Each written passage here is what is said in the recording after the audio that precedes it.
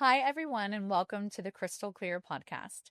Today, I'm sitting down with one of my best friends, Analea Holland.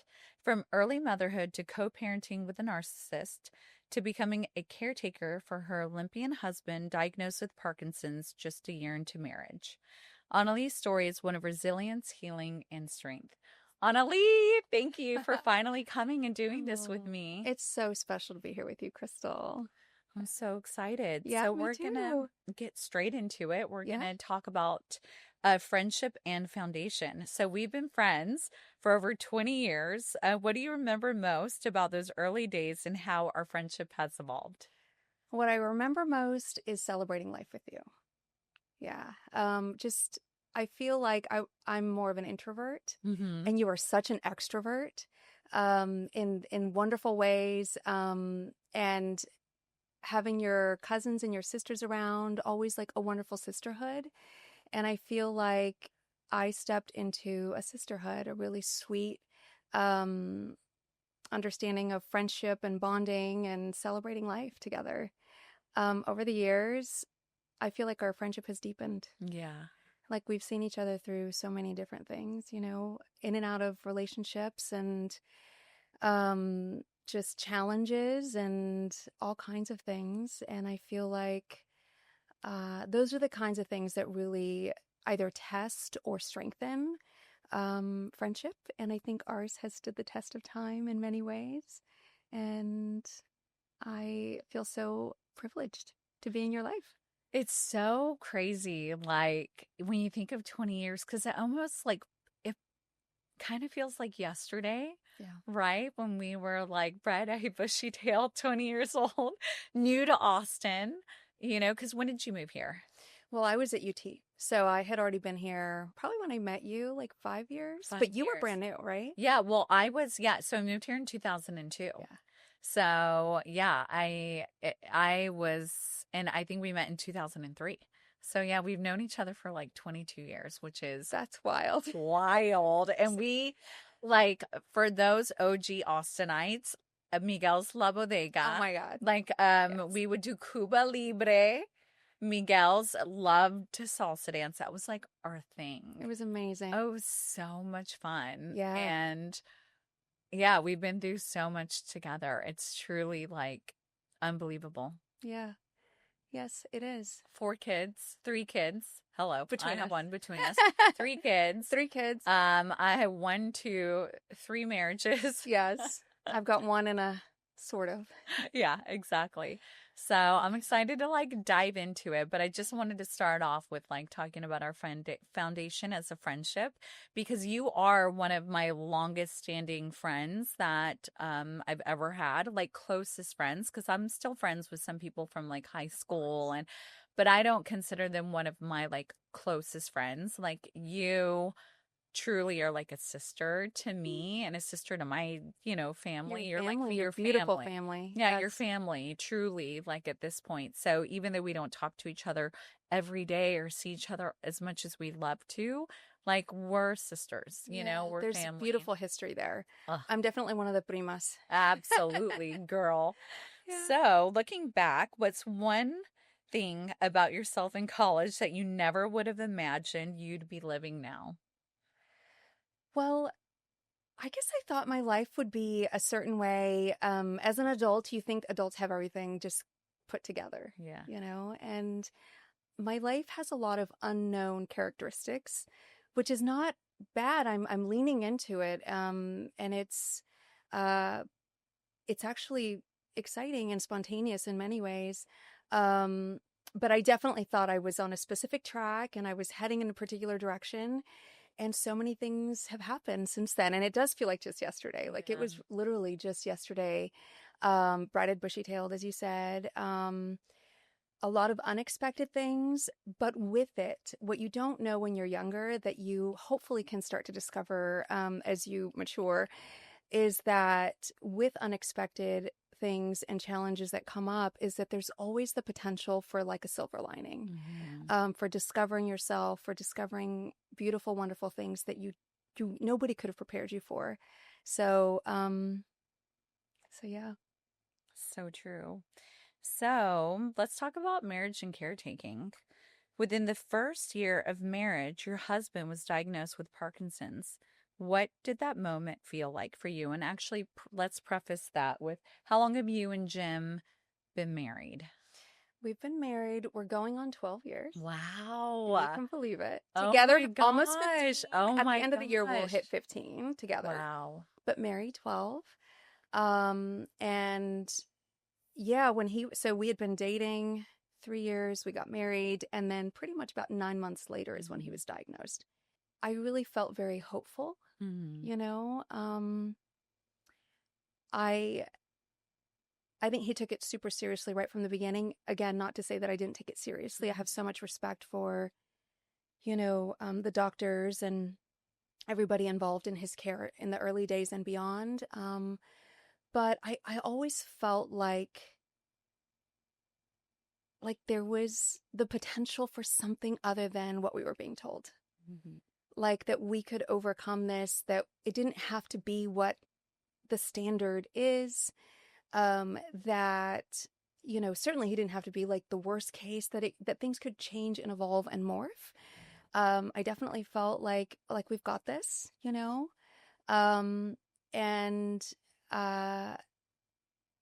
it may be that people thought I was out of reality. Mm-hmm. But I didn't feel that I was out of reality. I really felt like it's going to be okay. Do you feel like you felt like that with other, like, have you always, because in my perspective, I mean, Yes. you've always been like silver I lining, tend to super be. positive. I tend to be. Like, so this isn't Yeah. surprising It's hearing not surprising. I tend to be that. Yeah. already like optimistic Mm-hmm. and kind of hopeful, but also like I feel like there's possibility in life, right? Like I feel like in any situation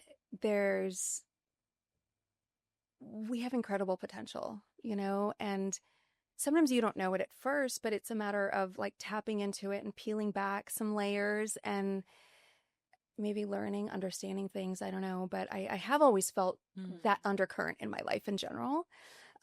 Definitely, in setting big goals and wanting big things in my life. Especially given, my childhood, where I come from, my upbringing, all of that, like, dramatic dreams, basically. But beyond that,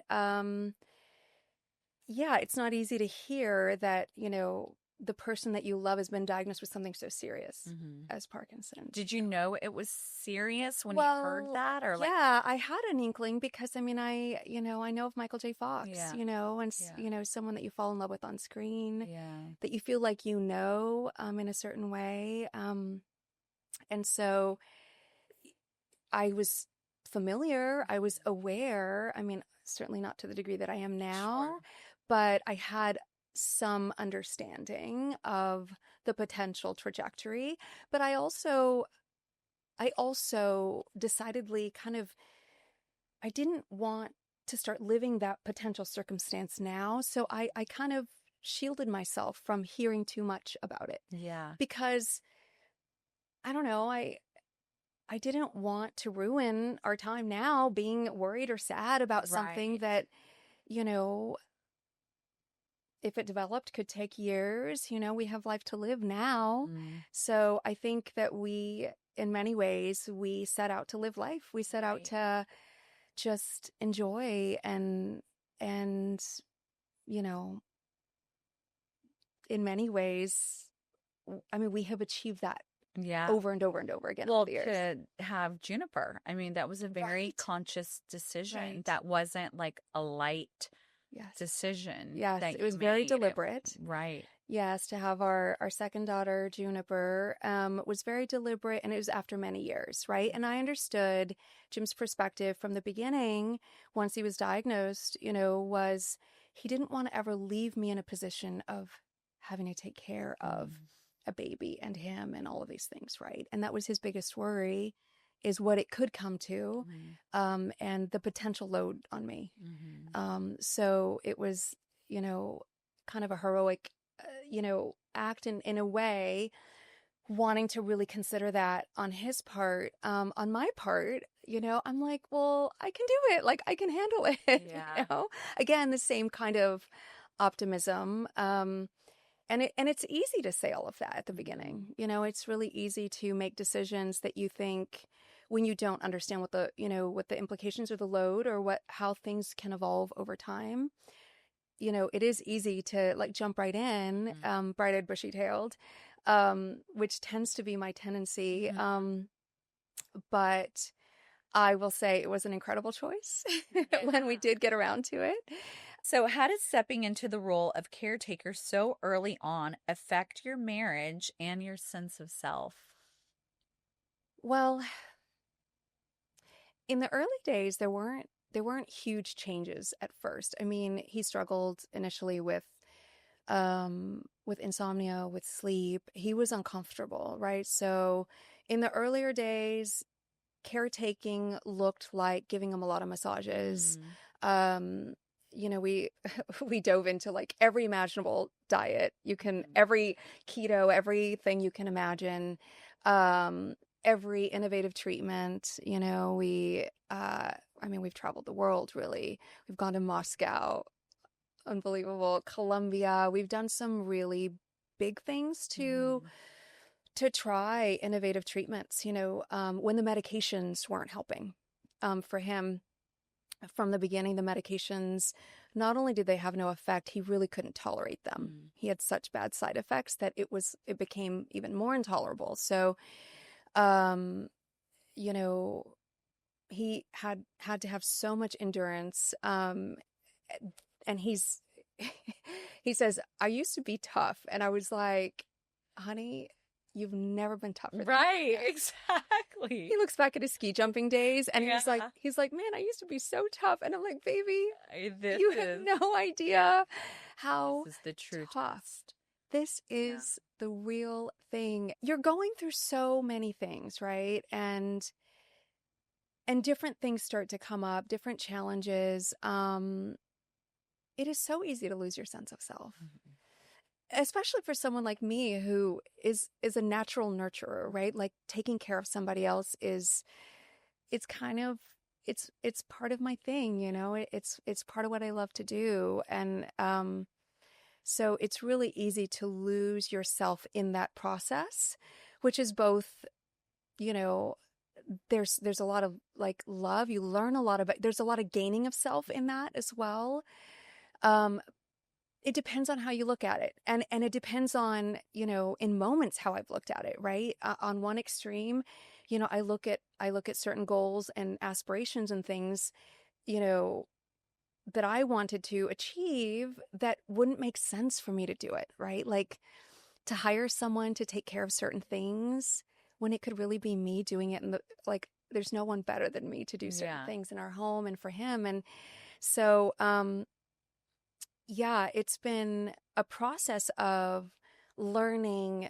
At any moment, I could be resentful at any moment, Yeah. right? I could feel like I've lost out on something in life. I could feel um, like, poor me, why me? I could go into all of that. Right. I had a friend ask me kind of in the earlier, maybe in the first few years, like, do you ever feel like, why me? And actually, I hadn't really felt Yeah. that because for me, that implies better someone else. And I don't Yeah. really, like, I don't, in a way, because of who Jim and I are and how we are and how we handle challenges, I guess. Um, in a way, sometimes we've laughed about this and we're like, well, better us than someone else Yeah. Right. because we have each other and how we each are, because we have, thankfully, resources that allow us to try different things and to be, just sort of break ground Mhm. in many ways. He's like a guinea pig in some ways. Mhm. um, and there's a privilege there. There's a lot to be grateful for. Mhm.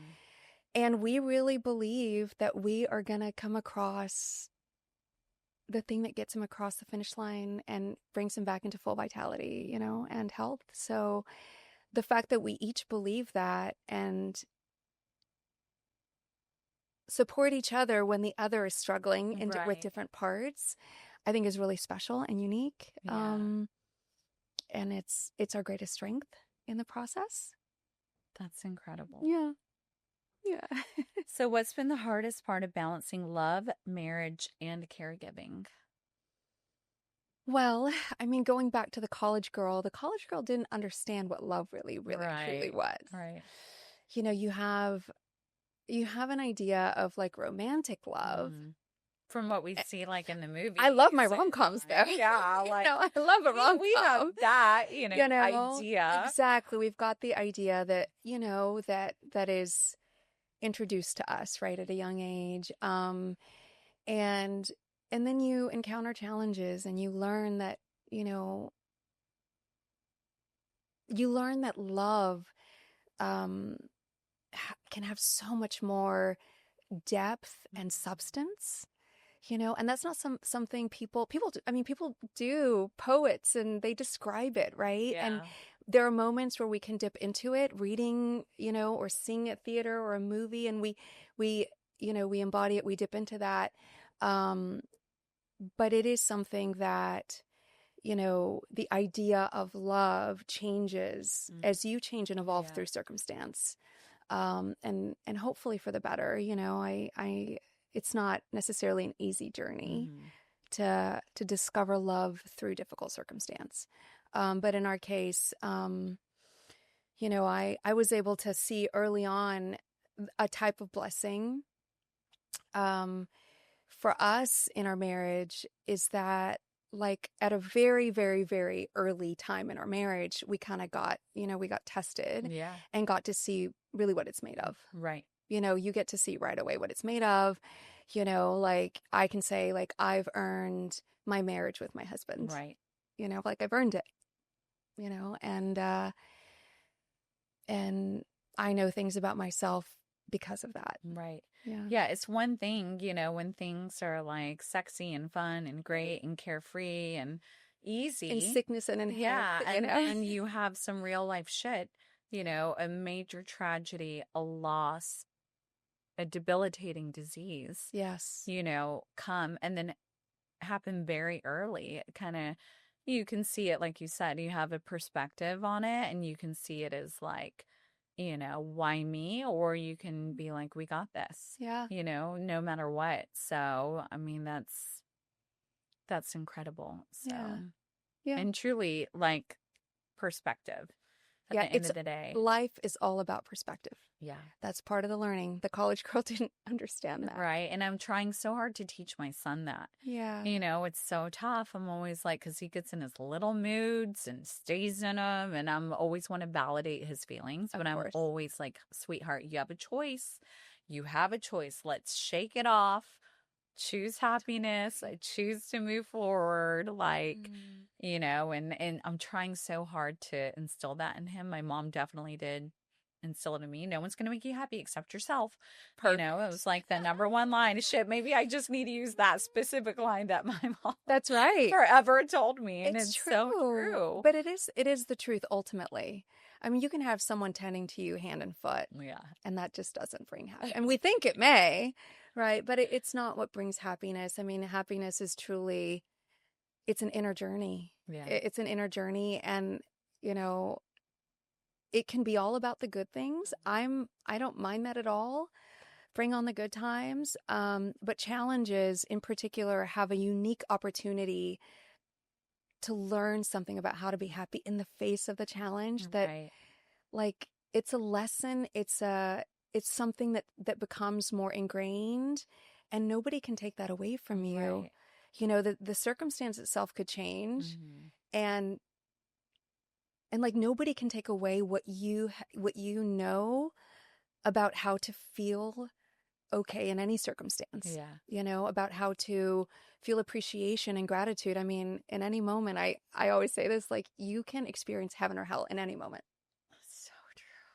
You can look in any direction and focus on any one thing, and you will get one or the other depending on what you focus on long enough. Right. You just have to focus enough on the good. Right. And that is something that can carry you through anything, any challenge. Anything. And let's face it, sometimes it's not easy. There's so much Yeah. going on in our Right. world, and we can get so caught up in all of Mhm. that. And I completely, who doesn't? Yeah. I understand all of that. Um, but I don't think it's a world that's meant for just everybody to be miserable all the time. Right. Like, somebody should be happy. Yeah. And if you have a moment where you can choose to just look somewhere else and focus on the good Right. or do good in Right. some way, like, do it. Yes. Because the more people that are happy, the trickle effect, I think, is exponential. Oh, 1,000%. Like when I'm my best self, I'm a wonderful, warm, I create an environment in my home Yes. that is loving. I have extra energy for people around me. But when I'm like, dwelling on the negative stuff, I am of no use to Of anybody. course. Yeah. And it's easy. And I Look, perpetuate that. yeah, it's easy as a mom. Like we carry the weight of the family. Yeah. We have Of the invisible, emotional, yeah, the all the invisible load, all the right? invisible labor, yeah. And so it's easy, and we have our moments, but you always have a choice, right? So again, like with Jack, stay in it, feel it, release it, and like Yes. let's move on from it, because there's so many blessings and so many like incredible things. I think that's the wisdom, Krystle, too, is that when you have things come up, many of us have been taught to just stuff it down. Yeah.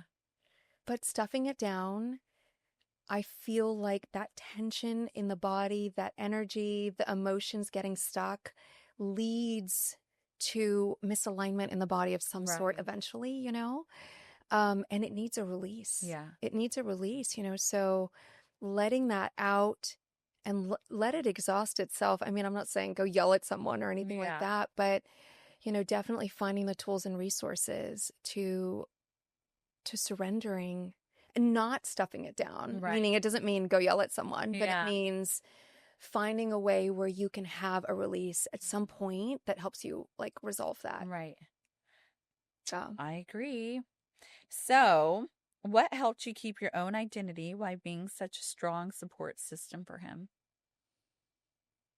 it's been hard. Yeah. It's been really hard. I will say I just delved right into like the wife caretaker, like just sort of, do anything. And of course, it's the right moment for that too. So there's nothing wrong with it. There's nothing, there's nothing to do really differently.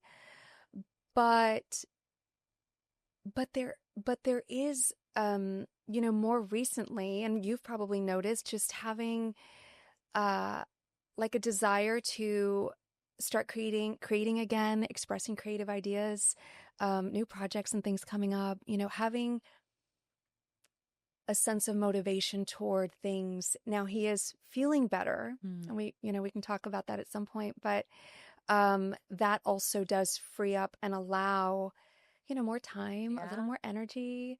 Juniper's, she's a little older now. Yeah. I'm not like nursing a baby all these years, So things have shifted just enough where the creativity is flowing, and I feel not my old self, because there's so much self in the nurturing. Mm-hmm.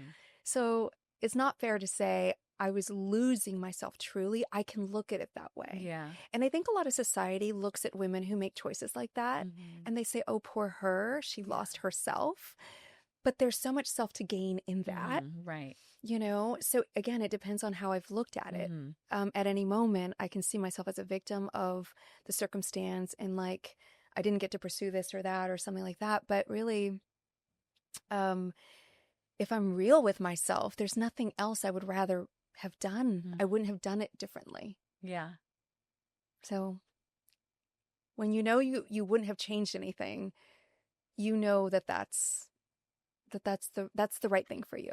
Yeah, like surrendering to the season that you're in, right? Yes, exactly. Yeah. And then having enough years, having enough distance to know everything is just a season. Right.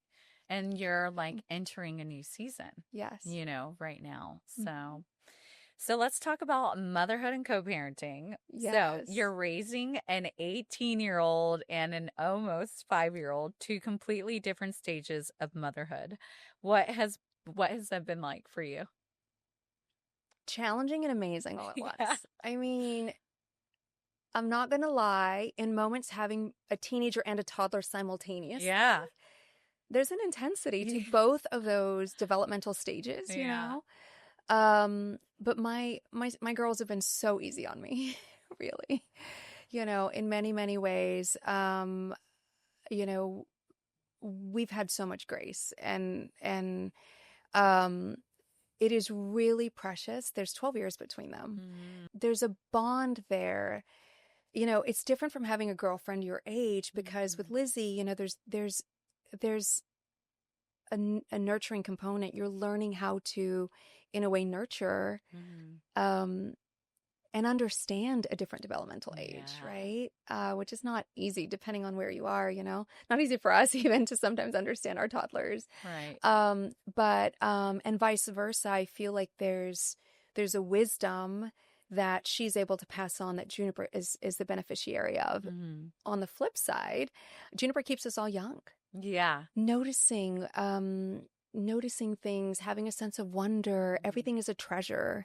Everything is, like I have now a little jar I have in my car because she always will pick treasures. And I would kind of like toss the rocks eventually or like, have a pile and then get rid of it. But then one day I was like, I'm going to miss this one day. So I have a couple little jars of the sweet stuff. But it has been, such a gift. Life is unimaginable without either of them. It would almost be weird. Right. If we didn't have the dynamic that we have right now. Yeah. So. Oh, love that. So co-parenting with someone who is emotionally, financially abusive had to be incredibly challenging. How did you protect your peace and your daughter through that? Yeah. I did a number of things. One of the first things I realized, thankfully, early on, I had the foresight. Well, first of all, I left that relationship when I was 8 months pregnant. Yeah. You know this. Oh, yeah. So that was my first instinct to protect.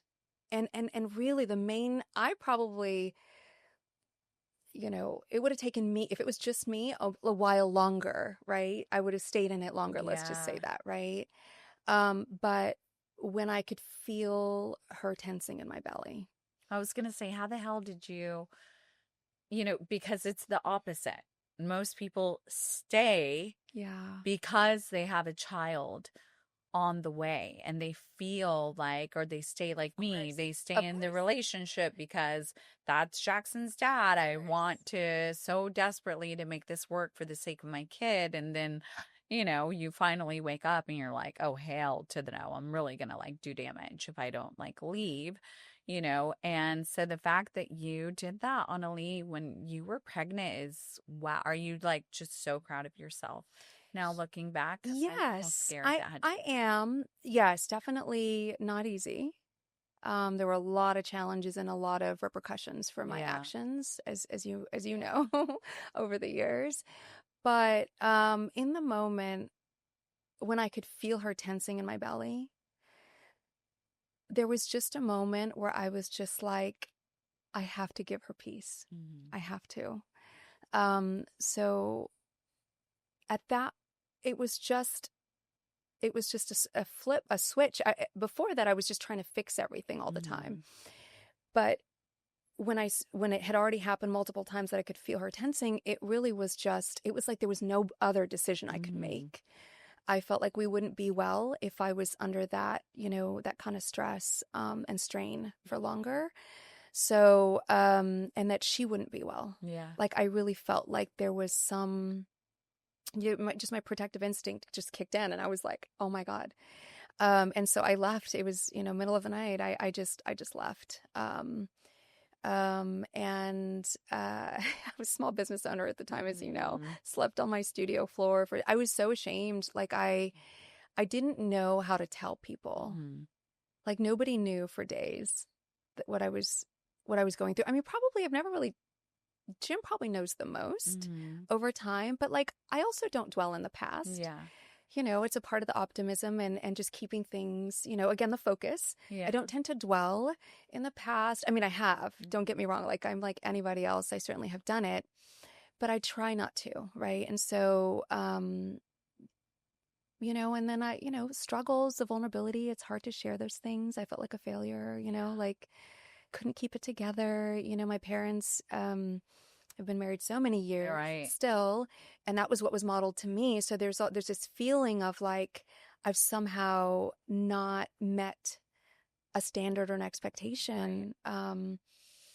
And so, yeah, but it was the only thing to do at the same time. So yes, I look back and of course I'm proud, but like there was no other thing for me to do really is Girl, what it felt like. that says you, but I Yeah. 60, 70, 80, I don't know what the statistic Yeah, they stay. I understand. They And I stay. understand why also. They stay. Like, I think So if there was, you know, maybe if there was another child, like if the circumstance was a little different, there were many things that could have gone differently where I might have stayed, oh, well, thank you know? God. Yeah. Not to say that choice, like you said, wasn't hell to Yeah. pay thereafter, Yeah. but you know, it was the right decision. Yeah. And I mean, it remains the perfectly right decision. Right. I mean, it just, even the fallout, the circumstances that, you know, the way that things unfolded in the years to follow, because it was, you know, a while. Yeah. Even in the years to follow, although I did try to get back when she was 2 months old for 2 months. Mm-hmm. And it lasted 2 months, 2 to 4, right? So, and then I was like, what am I doing? Yeah. I gotta get out of here, you know, because I felt like I owed it to her. Yeah. It wasn't like just split and like don't try. I felt like I Right. had to try. Yeah. Yeah. You know, so moved back in and then moved back out. Yeah. You know? Lord knows I've been there, done that, girl. So I know exactly what you're talking about. Yeah. So co-parenting with someone who was emotionally and financially abusive. Oh, actually, it said that. Okay. So what message do you want to give women navigating single motherhood with a narcissistic or abusive partner? Well, to go back to the last question, the Yeah. part about peace Yeah. is create peace. Yeah. That was my goal, getting out, right? And then the hard part is when you have all the difficulties, Right. A contentious all of the person on the other contention. side. Like, yeah. And women face all kinds of things. Other women have Right. faced like physical abuse, but there are all kinds of things that can Right. happen: extortion, you know, threats, being abused through the legal system, you know, being brought in and out of hearings, in and out of court. You know, those are all things that women, I mean, anyone can, you know, on both sides Right. can deal with someone like that. But the biggest thing is do anything to create peace for yourself and your baby. Never, ever, ever, ever, ever talk bad about the other parent. If you can, like, whatever you can do. And I know we're all human, but it's probably the best thing I did for Lizzie. Like, I realized he became her hero. And I knew that it was important that she have a hero. Yeah. Even if it wasn't going to be me for a period of Yeah. time. You know, like, it was like I had to just let her be a kid when she was with me. Right. You know, so let them be a kid when they're with you. They need to be in nature, playing. Like, every time when she would come back and the tension would start to melt away, you know, we were outdoors, we were under a tree somewhere, picnic, in nature when she was really little. She was painting all the time. You know, anything to connect her to creativity and nature. But the number one thing that I look back, and this is what I feel proud of, because I had so many moments where I wanted to correct the narrative. Right. I wanted to say, she's like, you know, she would say something that was being said, and I wanted to defend myself, Yeah. you know, something that was not true. And my ego wanted to step up and say something back or defend myself in a certain way. And that is something I feel really proud about, is that and Jim knows, I mean, you know, I would, you know, in the moment, like, find a way to just, you know, say, well, that's his perspective. Everybody has their own perspective. We all grow up differently. Like, you know, but that's not a problem for you to worry about. And I would just distract her and move her along, you know, like, it's okay, you know, it's okay that he thinks that and that I see it differently. You know, I feel that, you know, and so there were just ways to kind of like smooth it and finesse it.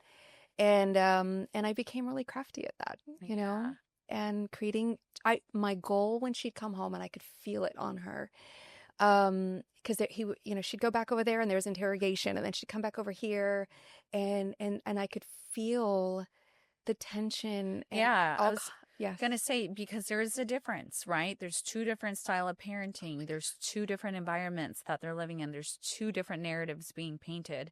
I feel this. Yes. And so it's like but you notice it in the behavior, and you notice it and you have to give your child grace. Yes, Because you do, they're Krystle. coming off, and it takes a couple of days. It's not easy. Yeah. Like There was always a co-parenting, period of time coming back, and then everything would just soften. Yeah, yes. Right? And everything would soften and yeah, but I think that struggle lasted. It lasted a while until eventually she made the decision, to end that relationship. And that was really, of course, hard for her, but for practically the same reasons, It came down to, it was a protective thing, a feeling of safety and a feeling of wanting peace, probably. Have you guys ever talked about, like, did she ever say, like, I realize, like, what you went through? Or have you ever had any kind of breakthrough conversations about, like, her experience and her having a better perspective of, like, wow, Mom, I didn't know that or like, it makes sense now that you did that or not did that. Have you guys ever had this? Yeah, we've had it in different bits, and she's had some realizations kind of spontaneously on her own. I think also just having so much time now, having decompressed from all of that, and then being in an environment where none of that is happening. Yeah. And then I think some of the first things were, as Juniper was born and getting older, is Lizzie seeing the world a bit through Juniper's eyes and then realizing, oh my God, this is what was happening for me over there at this age. And we would never show her that movie. We would never talk to her this way. We'd never tell her these kinds of things about anybody. Yeah. We would never bring anything negative into her world. Like, so Lizzie, I think, understanding and realizing that the preservation of innocence that I really, really tried so hard and wanted to cultivate, and still do for both of them as much as I can. Obviously, we live in a world, where you have to condition them a little bit to the world as well. But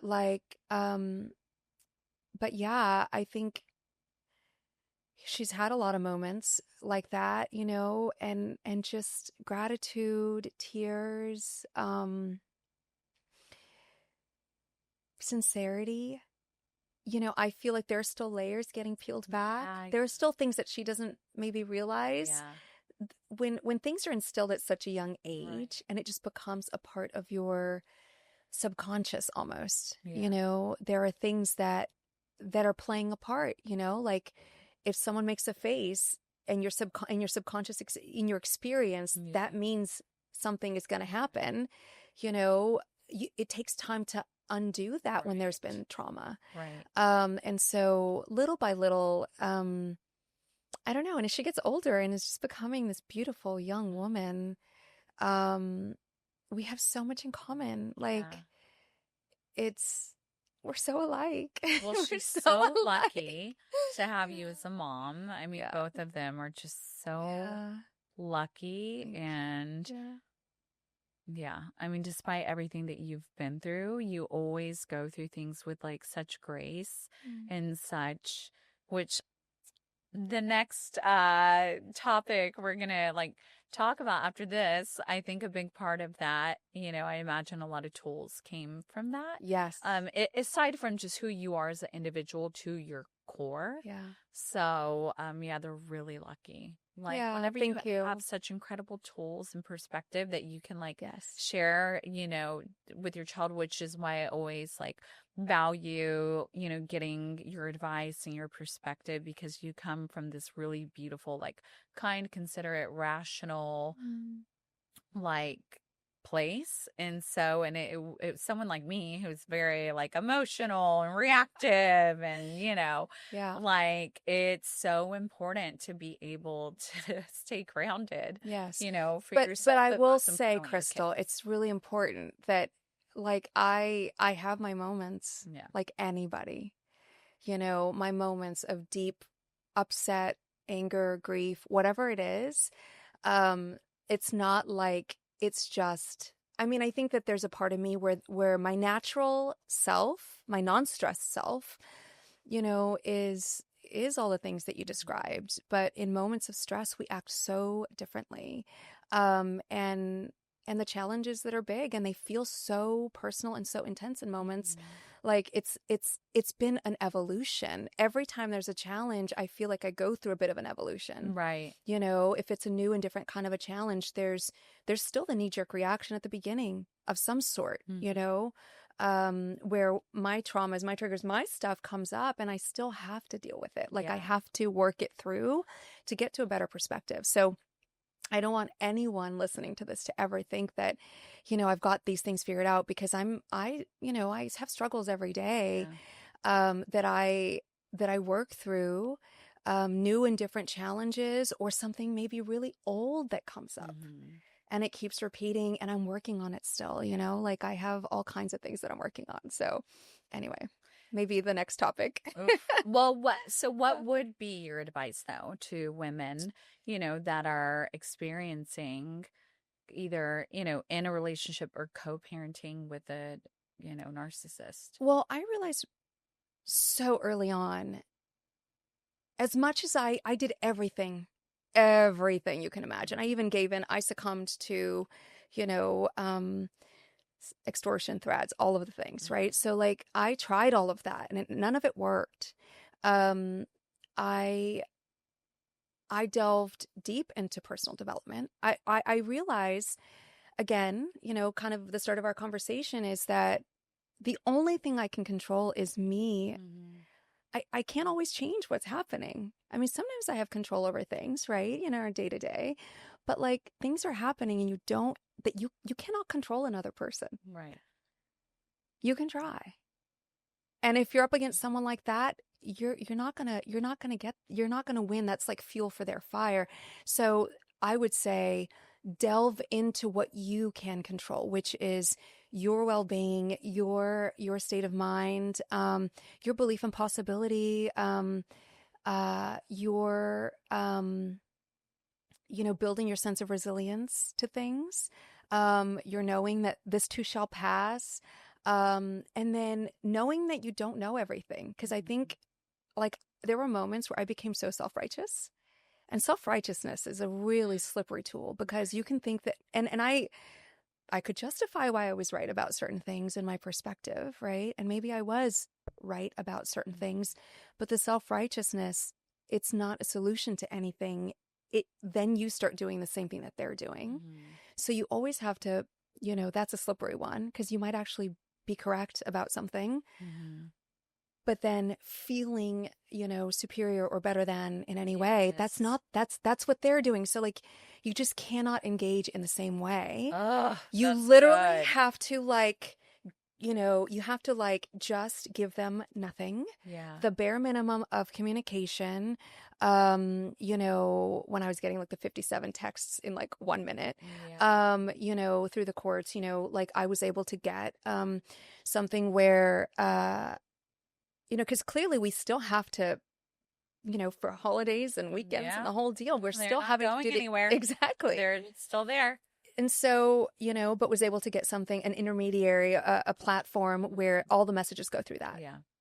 And it can be viewed by the courts or attorneys or whatever, if needed at a different time or Mhm. whatever. So that's certainly, so putting boundaries, drawing healthy boundaries for Mhm. yourself.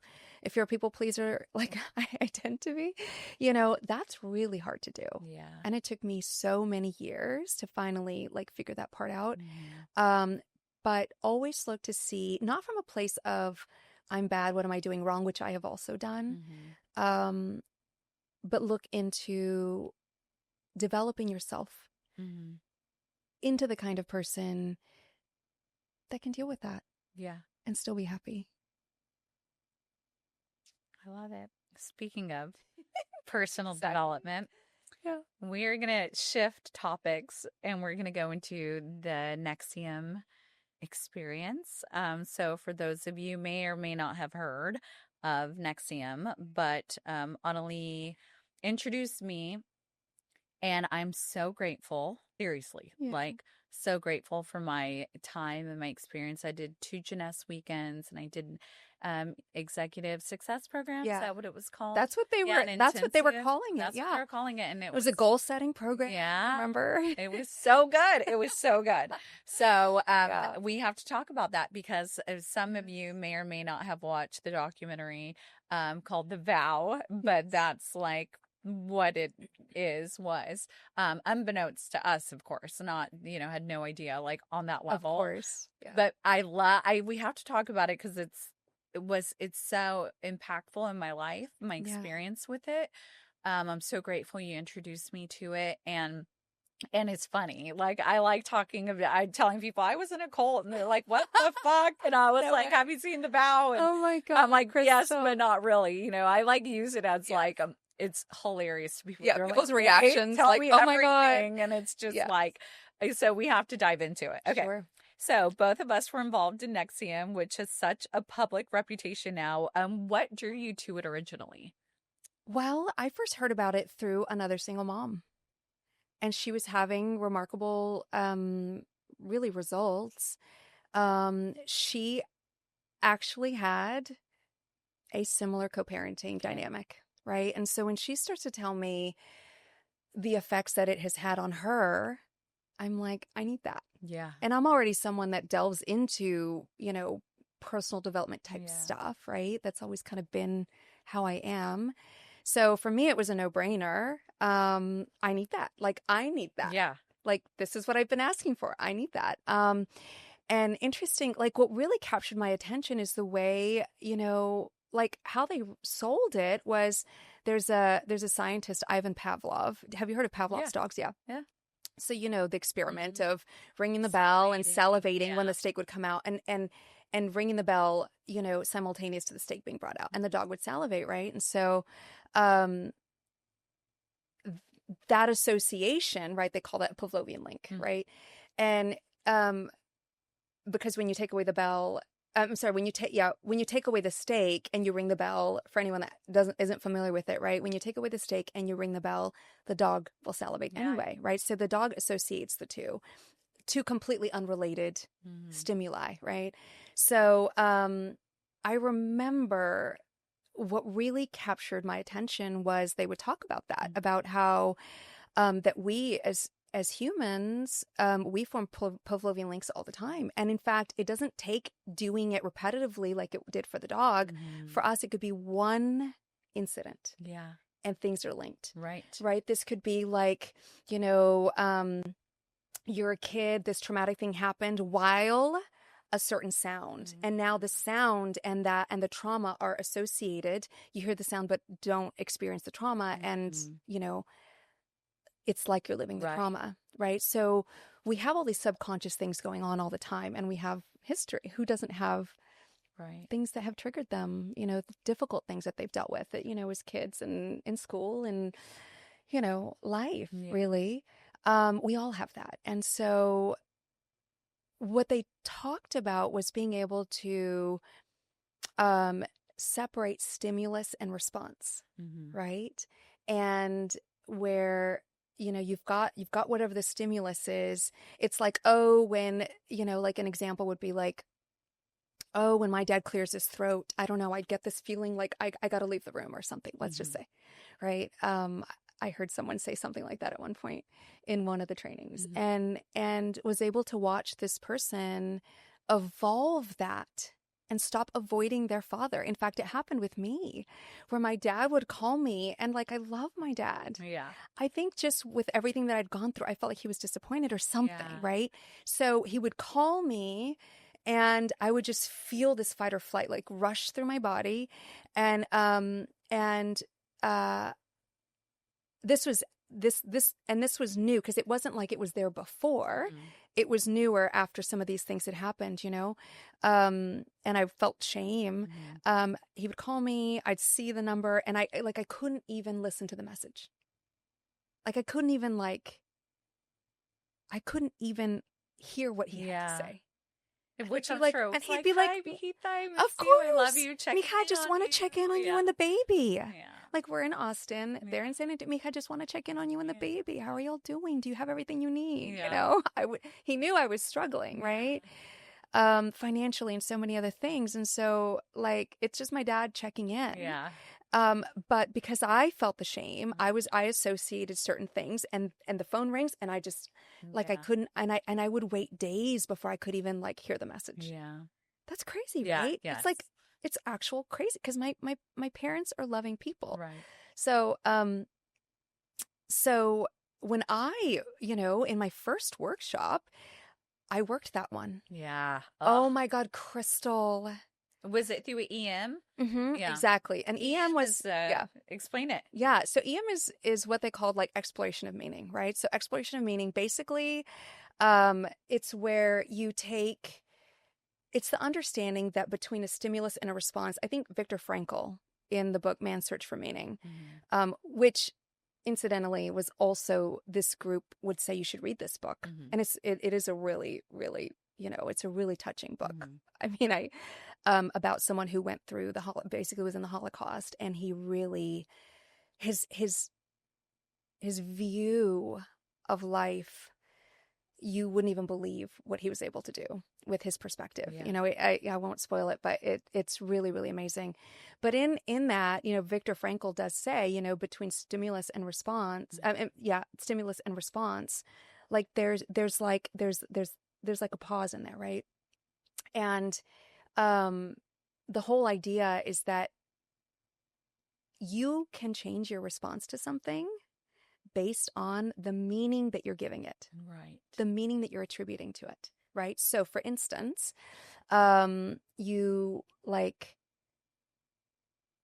something happens, let's say, the same situation happens, but different people will respond differently because of their life, because of their beliefs, understanding everything about them, what they make it mean. Someone says, like, someone raises their eyebrows at you, and because your dad did it to you and it meant, he was disappointed in you. He only did it when he was disappointed. You think every time you see it, you feel like someone's disappointed in you, even if it's not reality. Right. So to be able to find these places where you have these hidden little landmines, if you will, that are just like little explosions that go off in your life, where you react and you don't want to be that way anymore. Right. Like, when my dad calls me, he loves me. He's checking on me. I want to answer the phone, right? So to be able to work through that one, I was able to see so many things. They went deep into projection, which is basically where it's a thing in psychology. I mean, I'm not, I know surface level, right? But I'm probably going to mess it up. But like, it's basically a thing in psychology where, based on our experience of life, we look out and we see, like, we see the world really based on how we are. And so it's like projecting that the person that's raising their eyebrows is disappointed when it's not really true, right? So when you start to delve really deep into that, and then you do this, you go into the other person's projections, and you start to understand theirs and then yours, and then there's this epiphany. I mean, I was just in tears, and I literally was sobbing with so much love for my dad and so much relief, and I felt so loved by him. And nothing had happened other than the EM. Yeah. Like, it's not like he said or did anything differently in that 30, 45 minutes where I had a life-changing moment. Right. And so, because I had life-changing moments, I was an advocate, and I used it. Exactly. Why I did it. And let me tell you. Yes. I mean, I am so grateful for my experience, because I had just finished a 6-day intensive, and I pretty much almost, I think within like a few weeks of that, found out that my husband at the time was having an affair. Yeah. And let me tell you, had I not just finished that, there's no way in hell I would have navigated through that heartbreak and that divorce the way that I did. Yeah. Because I feel like very quickly I had a lot of resolution. It's like, of course, there's the disappointment, there's the anger, there's the hurt, But very quickly, I was able to come to a place of compassion, Yes. forgiveness, understanding, and also take accountability for my role in the demise of that marriage Yeah.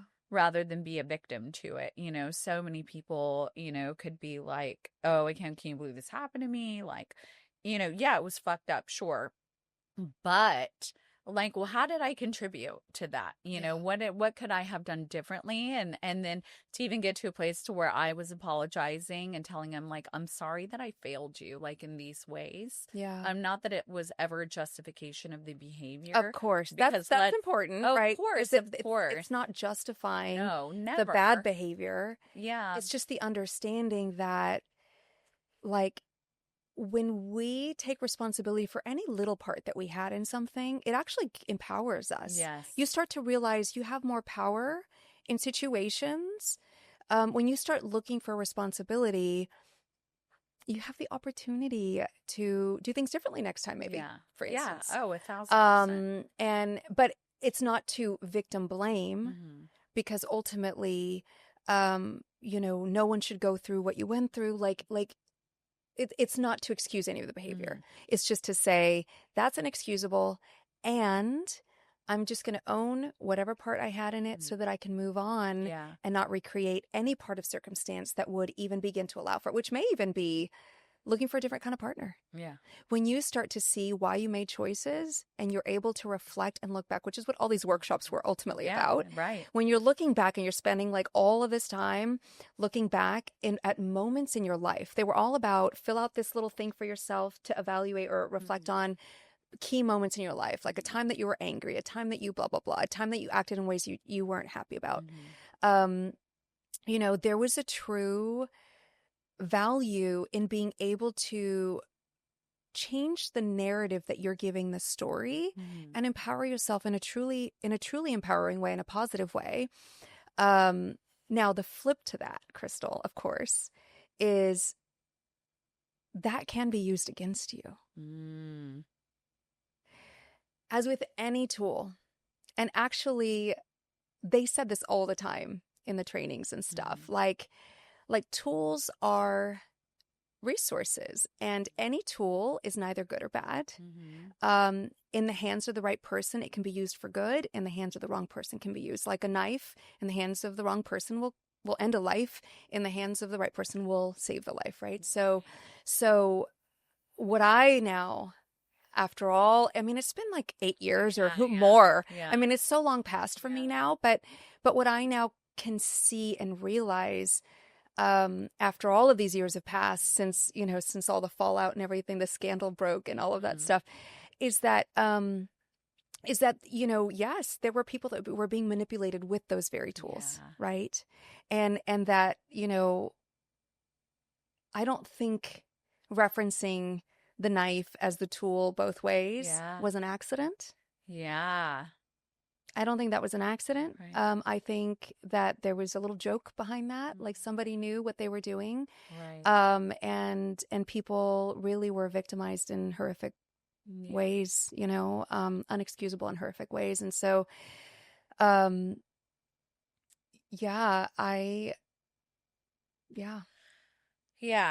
gets into it. I mean, no, it's so true.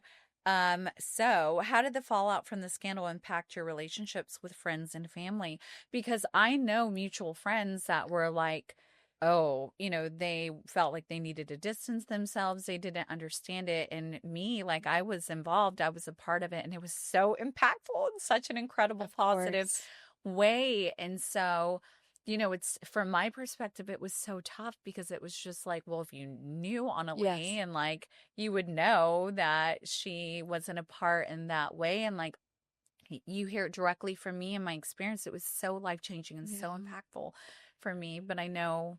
Well, I think people just, like, none of it's personal, Jim and I are both really fortunate to have a really loving, supportive family, first of all. I mean, our families are wonderful in so many different ways.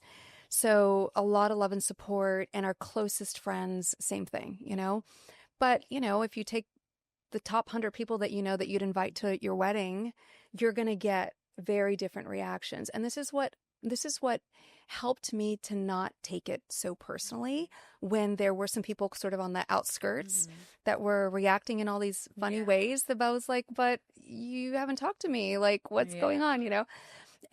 But what I came to understand is that, again, just getting into projection, someone's internal world, their fears, you know, people's fears come up when something vulnerable happens to somebody else. I mean, this happens with talking about Parkinson's as well. Yeah. When something, when, you know, different people react differently to it. Some people just can't be around it. Right. Like, and some people are like, it's no problem. Like, tell me more. Like, oh, how does this affect that? And some people are like, they're like scientist minds, you know, they're curious and they want to know this. And well, how is this? And how is that? You know, so everyone handles a challenge completely differently. Again, going back to depending on what they make it mean. Yeah. Right. So if you look at this particular circumstance, I mean, here we are going through a really difficult time where you realize that something that you stood for that you thought was amazing and helping people was actually hurting people. Yeah. It helped me. Yes, exactly. Good. Thank God. It Right. helped me. It helped me too. I'm grateful for it. And for me, I feel like you are a big part of who you are, and you're incredible because of the perspective. training. It's because of the fucking It training. is. It's so true. It's so true. And I think that's what's so nuanced about the situation, right? And that's what actually makes it more vulnerable. Yeah. Because what does it mean if something good comes along that does help people and someone in there is doing harm? And guess what? There have been organizations like that. There have been churches. There have been all kinds of things. I mean, I know people that are like, oh my God, this cult, and you know, but they're in a cult marriage. A cult of one, you know, the husband and the wife. He is the cult leader of that relationship, you know, and like we all, at the end of the day, we all want community. We all want to feel loved and accepted.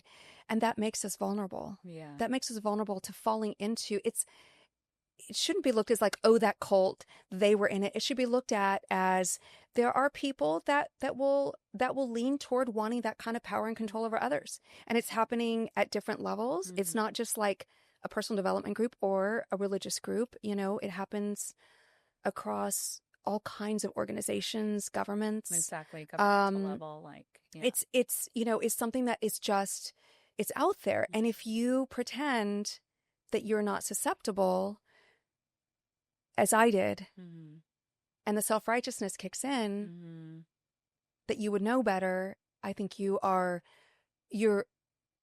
setting yourself up to potentially not seeing things, but in a way that would work for you, meaning everybody's different. For me, it was personal development, you know, because that was a pursuit of mine and interest. But if it was, you know, spirituality, you know, it could be the religious group. If it was, you know, like it can happen in many shapes and forms. Now, I think the reason people react, because on the one hand, you're going to have people that are like super understanding, super loving. Like these are the people that like, they know you, or even if they don't know you that well, they just give you the benefit of the doubt. But these are people that are that way with themselves. They try to understand, they try to be kind to themselves. They give themselves a benefit. You know, these are people that, you know, like loving other through a challenge. They love themselves through a challenge, right? You know, and then you'll kind of have this as the gamut of like all the reactions in between. People that are really fearful about feeling vulnerable to these kinds of things, they may react really badly because they want to control everything. And listen, I want to control everything in moments too. Like everybody wants to feel like nothing bad can happen to me and my family. You know, everybody wants that reassurance, but it's a false reassurance if you like if you're judging and saying that would never happen to me, like, I mean, I was like that. You know, like I thought I was right, you know? So I mean, boy, was that a humility. That was like humble pie, you know? Like, but yeah, I think you're going to get the spectrum of reactions. And then you start to realize none of it's personal. Every person has their own bag of triumphs, of failures, of traumas, of successes, of ways in which they were loved or not, ways in which, you know, they're triggered. I mean, it's really complex. And, you know, I feel like I can't fault anyone for how they reacted. Certainly in moments, you know, I miss certain people, of course, but but that's okay. Like, Yeah. I'm also okay with being just loved and supported by the people that Right. know and get me as Yeah. well. And I do deserve that. So I don't know. Yeah. I think it's all turned out okay. Yeah. Yeah. Oh my gosh. I am so grateful for that experience. And I feel like if you watch The Vow, you can see that there was Yes. such good intent, Of you know, course. and there was like, yeah, there was good intent and there was value, you know, and it did impact so many people in such a positive way, me Yes. included. So grateful for the tools. And I wish I could like dive back into a lot of it, Yeah. you know, because I feel like it would just help me in so many different ways. I Yeah. used to have like the stuff Your binders and stuff. yeah, with the Yeah. moves, who knows where it is, but Yeah. God, that it was so good. It was Yeah. such good tools and stuff. So, yeah, I'm like, we have to talk about Yeah, no, I haven't really, I mean, I haven't shared it Yeah. publicly. I mean, actually some of our friends and our family don't even know because it's not like when you're Jim and I, when we're going through something challenging, we're also not necessarily on broadcast No, mode of course. either. Yeah, you guys are very low profile. We Yeah. just, you know, and we have each other and Yeah. we deal with things, you know, we're not like broadcasting Yeah. either. So there are people that may very well not know that are in our Yeah. close circles. Yeah. There's some of them that maybe found out and didn't mention it. Yeah. You know, there's some that talked about it, some that haven't. Like Yeah. I'm just okay with letting things just kind of fall as they may. Yeah. I haven't always been Yeah. in this topic. Like there were definitely moments where, you know, there were so many people that were wanting to get on the fame wagon and wanting to get something out of the story in a way. And we're just looking to instigate and to sort of make everybody bad, Yeah. you know? But I will tell you this. I feel confident in saying that every person that enrolled in a workshop on day one, they wanted to make a better life somehow for themselves or someone in their life. Yeah. And the sincerity of that, to me, it has to be honored.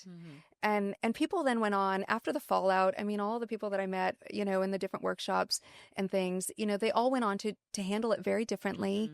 And I don't blame anyone for how they handled it, honestly, because it was traumatic for so many people. Right. And then it, like I said, it triggered so many things.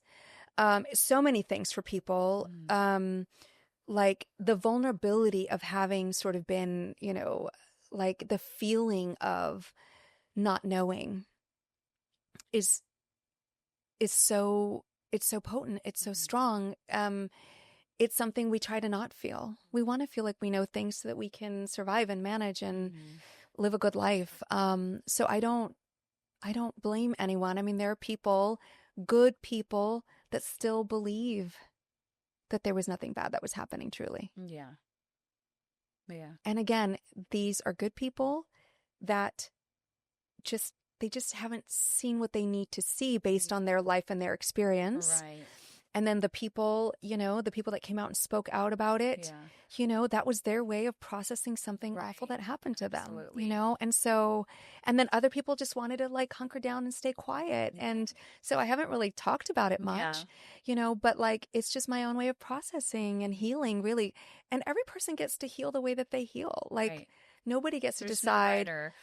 Nobody gets to say like, oh, you shouldn't talk about it or you should talk about it. You shouldn't shame anyone when someone has been through something challenging where there was deception like that and they come out of it, they get to decide how they want to deal with whatever remnants or whatever difficulties, challenges that they're facing. They get to decide that. I feel like we should honor people and let them decide that. You know, I love that. Thank you for sharing that, you know, today and not to dismiss or diminish anyone's like horrible experience. Oh, it was awful, Krystle. I know. I read like, all the court I am documents. Making light of it in terms of like just because of my little short experience was but so life-changing. There was such an underbelly, in a positive way. Yeah, there was such an underbelly, and you know, reading all the court documents. I probably spent way too much time sifting through every single detail, trying to understand. I think when you try to understand something like that, everything comes up. But the good thing is that you learn things about yourself, you learn things about others, and hopefully you learn how to better navigate a potential similar circumstance that may come the wolf comes in sheep's clothing. Yeah. It may come under a different guise. And someone who has been through it in that way is probably, not always, but probably more likely to be able to see the patterns next time. Oh, 1,000%. Now, I say that having gone from the traumatic relationship to this thing, right? But interestingly, one thing led to the other, right? Ironically, in all of this, it's worth noting that my needing to deal with the aftermath of that relationship is what led me right into personal development, right? So it's the irony. Yeah. Well, we will transition to healing, meditation, and advocacy. Meditation has become a big part of your life. How did that practice begin for you? I think I must have meditated when I was really, really, really, really, really young, because I have memories of being probably 3 years old and relaxing falling asleep and deliberately relaxing my body from literally the top of my head. I would relax every single muscle. I would go all the way down, and like a body scan, I would relax everything all the way to my toes. And I don't know where that came from. I mean, if it's a past life thing, if there are past lives and it's a past life thing, it was just something that I would do as a child. And there were other things that happened as a child that were in a similar vein. So I feel like I've had sort of this innate, I've been drawn toward that somehow, right? And then I stumbled across meditation as an adult. I grew up first of all, I grew up in a religious background. So prayer, right? That's, in my opinion, can be a type of meditation, right? But as an adult, I first discovered it actually when Lizzie was a baby. And I found myself, it was during some of the most tumultuous times. I was going through custody hearings, all all of these really wild things that were just, it was just felt bigger than me in moments, I really didn't know how I was going to survive, either financially or anything, And so I found myself waking up in the mornings, before sunrise, and I would sit on this little deck that faced the sunrise before Lizzie was up, and I would just go out there. And for months, every morning, it was just I would wake up, my body instinctively knew when it was time. I would go out there, and I would meditate to the sun rising on my face and my body. And there were moments, Krystle, where no matter what was going on, I mean, sometimes I'd come right out of meditation, I was right back in survival. Because I'd have all these emails or whatever I was dealing with at the time. Life and him, but I'd come out of that. But there were moments in the meditation where I can't even describe the transcendence, how I transcended all of my problems. There were moments where I just became the sun. I was so lit with energy and light, and a sense of well-being that it superseded everything else. And that allowed me to have something to reach back to, a baseline of experience that amid all the crazy challenges, guess what? I could find a place, And so that's really where it started. And I would say it was I call these little eras in my life, right? That was the meditation era, some of the deepest challenges that I've been through ever, in that time period, but also beginning to discover that you can create an internal beauty, a place of beauty and wonder that supersedes anything else, right? So that was kind of the beginning. And then that's around the time when I did my first workshop. And so now you have to understand ESP, Executive Success Programs. The goal setting program was all about, we take out all the mysticism. There's no religion, no mysticism. Everything we do here is scientific, reproducible, all this stuff, right? So then I learn about that. and I start, getting involved in that. And I pretty much dropped meditation because I was thinking, yeah, maybe I should stay out of the mystical stuff. I'm like, let me go to reproducible, measurable results, and I let go of. Is meditation mystical? It's actually, I think some people would think that it is. Yeah. I think some people would actually think that it is. I think they think it's some woo-woo, who knows, energy stuff. I don't know. I think you and I, because, we have a bit of a different relationship, I mean, I've had some pretty mystical experiences in and around meditations, and some really amazing and wild things happen. So it is a little mystical, especially these days for me. But I think at the core, meditation, just centering yourself, allowing your body moments of calm and rest, and just like recalibrating the nervous system, which is ultimately the goal. Right. It has all these health benefits, all these things that are now being proven by science. But yeah, so, but I will say more recently, we've just come back into it. We've done some meditation retreats, Jim and I together. Lizzie's done it as well. And it's really brought upon us, like, first of all, tools, amazing, amazing tools. But I remember the day that Jim said to me, he said, because at this point we'd gone to a meditation retreat and we had seen someone on the stage just talk about this remarkable health recovery that they had, right? Where, it's like tumors all over their body, like completely, like they're in remission all of a sudden. They weren't going to live or something like that, right? So then you start to hear more stories, YouTube testimonials, things where people, through meditation, these are some of the results people are having. And so Jim was like, well, if they can do it, maybe I can do it, right? So we get behind that. And we're the kind of people that, because we had tried, we had tried the Moscow thing, the Columbia thing. We've tried so many different alternative treatments. Plus the medications had never, ever, ever worked for him. And he needed some relief. He's like, well, I guess I'm diving into meditation. Yeah. So like a true Olympian. Yeah. He meditated every single day. And he's probably about to hit, where are we? I would say, he's already hit probably his 3-year mark of like basically meditating every single day. So, we just went right into it and started having these really incredible experiences where I remember the first time that he said to me, he said, when I meditate, I don't have Parkinson's. I don't have Parkinson's when I meditate. And I was like, oh my God, do it some more. Yeah. Like, meditate all day, honey. Yeah. Because even when he was in a resting state, he couldn't get relief. And mostly when he was sleeping. So imagine the endurance that it takes, if you understand what Parkinson's is, it's like this rigidity that starts to sort of take over the body bit by bit. There's tremors, there's rigidity, at probably our most difficult moments, our lowest point, I was feeding him every meal. Yeah.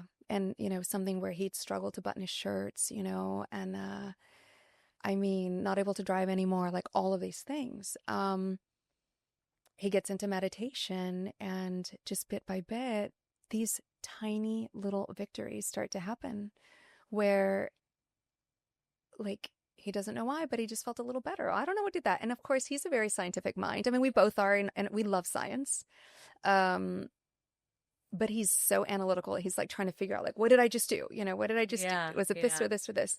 But little by little, just like these moments of grace where things were like slowly starting to change. But then he would feel really awful again for like long periods, right? So there was nothing linear. I think Parkinson's in general, there are good days and bad days. Right. There's nothing linear about it. But where he started to have these little bits of relief when he was meditating, and that's kind of where it started.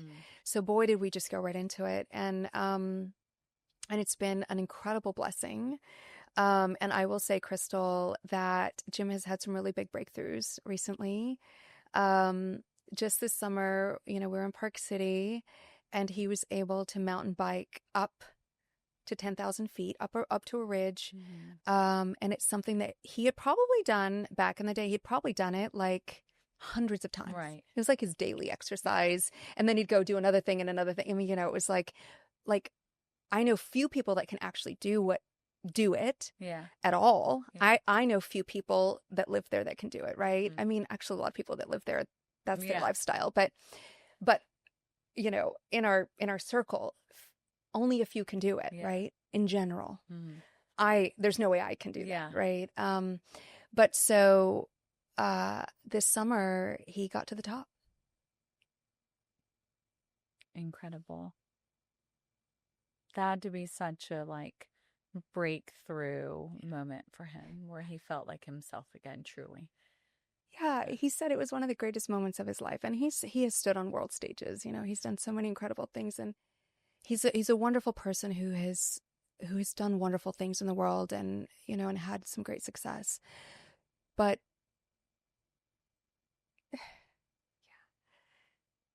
And you attribute that to meditation. yeah, Yeah. I do. I mean, there are other things that have kind of gotten into the mix a little bit out of nowhere. One of his medications, it's the basic carbidopa levodopa drug. It's a drug that it mimics Mm-hmm. dopamine, and in the brain, which is what they find is deficient in people with Mm-hmm. that present as Parkinson's symptoms, and so that drug. And if you read Michael J. Fox's books, you'll hear him talking about how at first that's how he was able to hide it for a long time, but then he had to take more and more and more of it, right? But that medication, it gives you relief, it gives you relief. And over the years, though, your tolerance to it, kind of builds. And so you have to take more and more and more of it, right? So where, a person might be taking many, many pills a day. And that was one of the number of medications he just could never, ever tolerate. So he never got any relief, really. It was like 24/7, and of unimaginable discomfort, Right. really. And so one day, just a little over a year ago, he decided to try it again, Mm-hmm. the medication. After 10 years of trying it, he decided to try it. And then all of a sudden, he's like, I think I might feel a little better. And so he now takes the medication, and it gives him a boost. Yeah. But his baseline is way better than it ever has been, right? Yeah. He's had moments where he's like, I'm not shaky and I'm not on any medication right now, Yeah. right? Wow. And he takes such a minimal dose. Mm-hmm. Usually the starting dose for that is like when they prescribe it at the beginning when your first diagnosis is like 3 pills Okay. a day. And then someone that's this far in, maybe they're taking 12 or 15 a day. Most days, if he takes like 1 or 2, he's pretty good. Mm-hmm. Wow. And he's back to a lot of things. But to climb to that ridge, for anybody that understands like altitude, 10,000 feet. Oh, yeah. And it's just like, it's only just an uphill, Yeah. literally. And then also for him to be in his element and doing the things that he loves is so meaningful for both of us that he gets to do that. Yeah. He also went kiteboarding. Kite surfing. Yeah. It's like wakeboarding, except it's just there's a kite that you blow into the wind. I mean, for people that don't know that, right? But for him to be able to do that again, be on the water this summer, Oh, yeah. it's tremendous. Yeah. It's tremendous, Krystle. And a testament, right? And a to, true like, your testament. work. Yeah, absolutely. So you can imagine how that would inspire us to just keep going and do more and tell people about it and encourage people and feel a sense of optimism and that things are positive and changing and. Annalie, thank you so much for just sharing. I feel like we need like a part 2 to this. I want to leave on, I know that you guys have, you're personally funding like a lot of research with Parkinson's and meditation. And then so quickly, touch on that. And then also you have a podcast that's coming out, so you can touch on that as well. Sure. And I just want to say thank you for coming and sharing, and I love you so much, and you are just so inspiring, so I really appreciate you. I appreciate you too, Krystle. I love you so much. The Parkinson's research, we're in such a privileged, we have the opportunity to fund and to help help the resolution of these problems that so many people face, help move them forward, thankfully.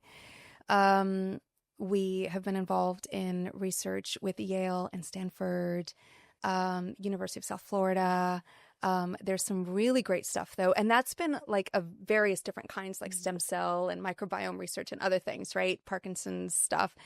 We've worked with Michael J. Fox Foundation quite a bit as well, with Debbie Brooks, the co-founder. And the most exciting thing for me, I think probably for Jim too, although he has all of his options open all the time, but I've narrowed my focus quite a bit in terms of what my personal, because what I see meditation is doing for people is that we're helping to fund and support research around meditation and the benefits and the impact. I mean, we have veterans that are turning around their lives after decades of PTSD and horrific symptoms, coming back. And that's a very near and dear cause to my heart, because both of my brothers are veterans. I have other family that are veterans. And I see the effects of war and trauma on somebody that goes to fight for principles, ultimately, for our freedom to just sit here and chat in the way that we are, at ease and contented, they come back with such severe, traumas and all kinds of things. And to see that people are able to resolve that through meditation in very short periods of time is remarkable. And there are a couple of foundations that I love. Give to Give Foundation helps to support veterans toward that cause, toward getting some of these, learning how to meditate, some of these tools, understanding how your thoughts influence your body and vice versa, things you can do basically to help yourself, but to have major changes. And then also the Inner Science Research Fund, which, I've got some fun and exciting things coming up with them. Nothing I'm going to mention just yet, but I'm very, very privileged and honored to work with the Inner Science Research Fund, because the things they're coming out with, it's just gonna turn everything upside down. We are more powerful than we believe. We are just beginning to scratch the surface of what's possible. I don't think we're intended to be miserable and suffering in illness or trauma, Krystle. I don't think that is what was intended for us. And I think that there are ways, if we can just find a way back and calibrate, what meditation does so well. Any advice I would give to anyone is take the time to I know it's hard when you're in survival. Like, I know how hard it is to just take a break from, the looping, or the obsessing about the circumstance, like I've done so much of in my life. But to bring it back to a place where you can allow your nervous system to rest and to get back to homeostasis. When you do that, your body gets back into balance, because the hormones of stress dissipate and the hormones of rest and peace and those take over, right? So, I've seen women with fertility issues overcome those issues with Parkinson's, with meditation. Obviously there's Parkinson's, there's different cancers. People are doing astounding things. So I feel like we're just on the cusp. And it is my joy and my honor to bring the word out, that if you're struggling with any affliction or emotional traumas, any struggle really, that I feel that there's a solution and that there's an inward journey that can take you there. And it's well worth the effort.